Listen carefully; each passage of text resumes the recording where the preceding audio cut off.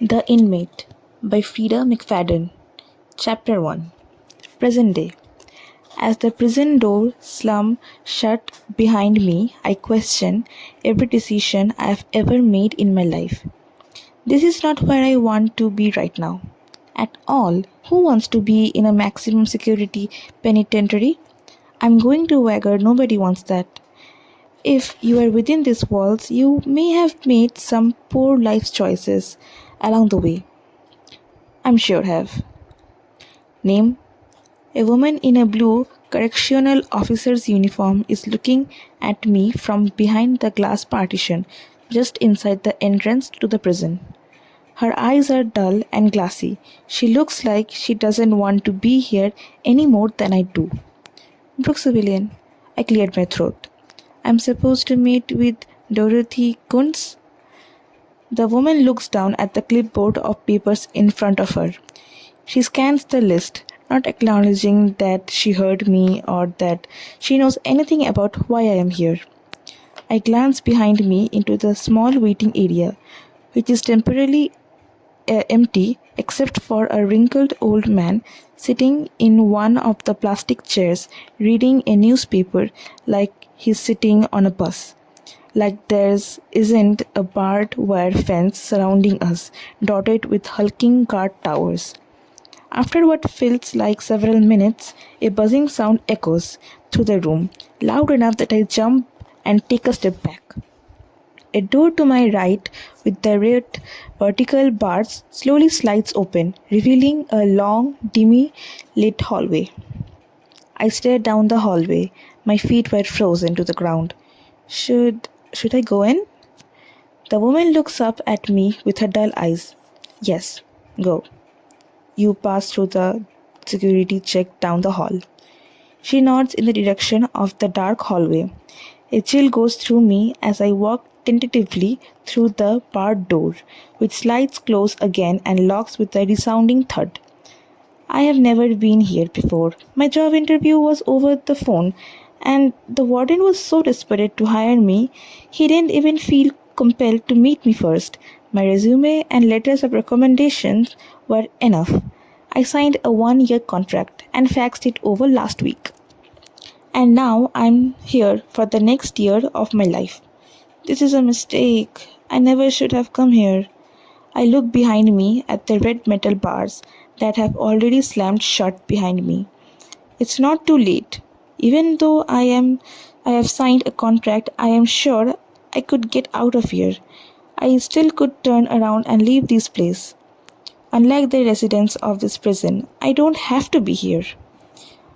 I didn't know why I want this job. I wanted another job, but this one.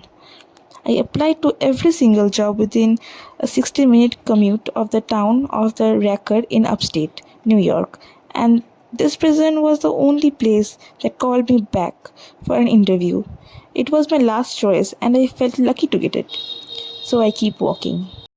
There's a man at the security check-in, all the way down the hall, guarding a second barred door. He's in his 40s, with a short military-style haircut and wearing the same crisp blue uniform as the dead-eyed woman at the front desk. I looked up and down at the ID badge clipped to his breast pocket. Correctional Officer Stephen Benton. Hi, I say in a voice that I realize is too chirpy, but I can't help myself. My name is Brooke Civilian, and it's my first day working here. Benton's expression doesn't shift as his dark eyes rake over me. I squirm as I rethink all the fashion choices I made this morning. Working in a men's maximum security prison, I figured it was better not to dress in a way that might be constructed as suggestive. So I am wearing a pair of boot-cut black dress pants paired with a black button-up long-sleeve skirt.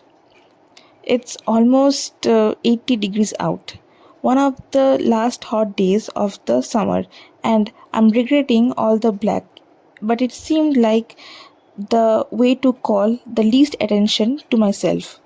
My dark hair is pinned back in a simple ponytail.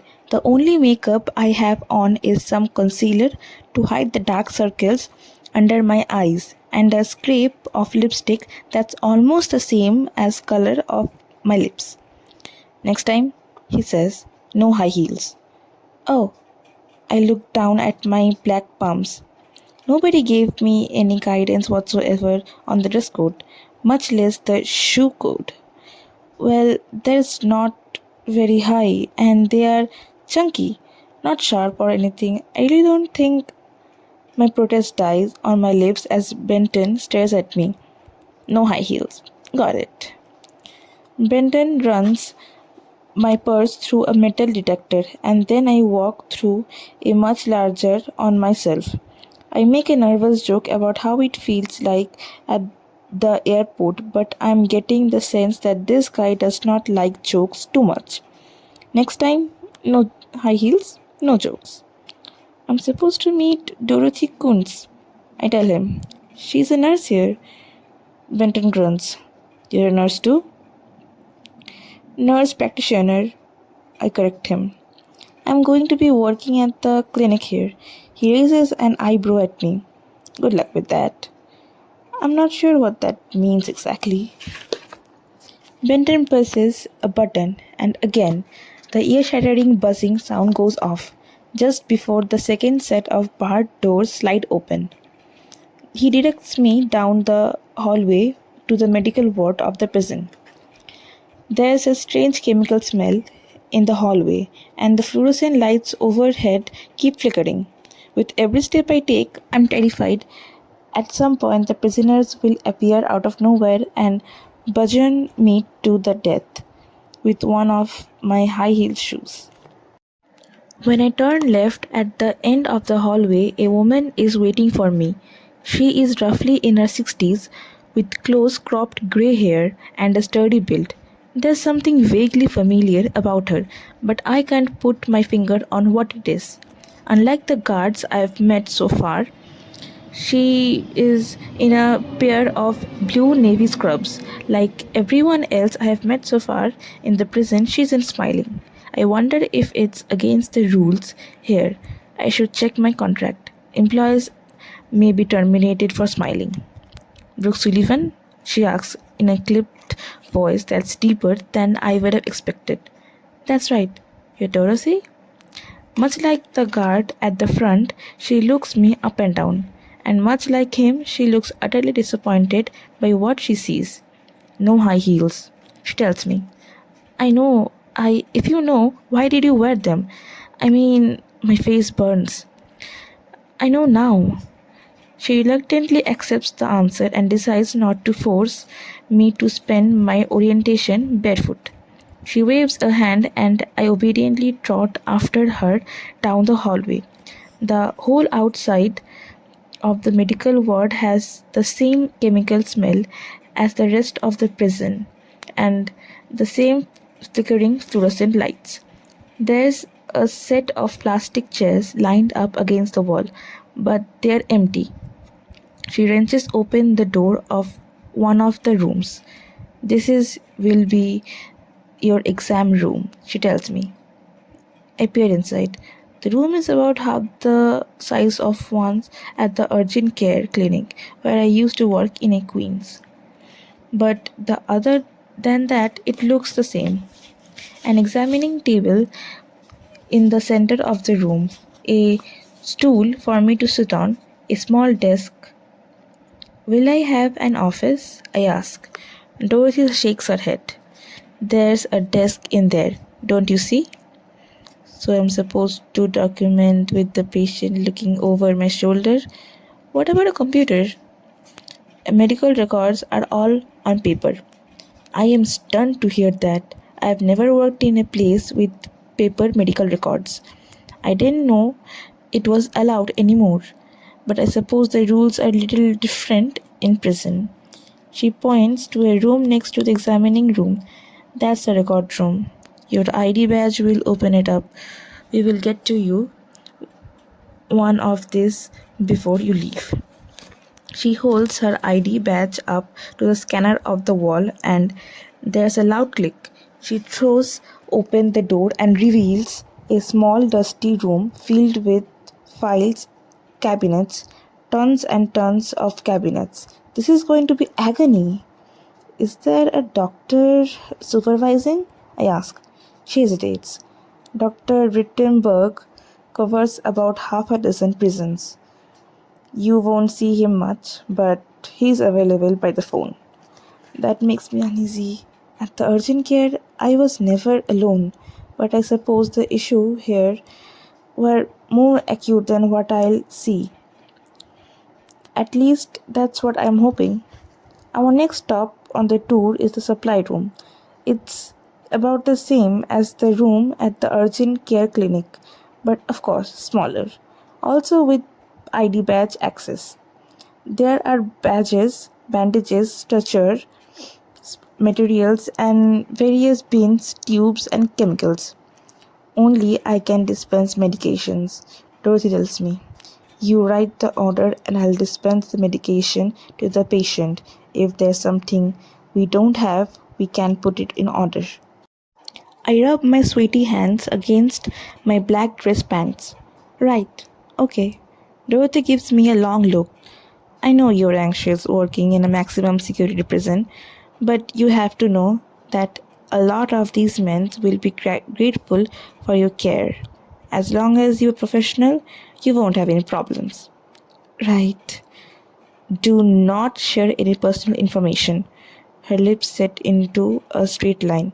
Do not tell them where you live. Don't tell them anything about your life.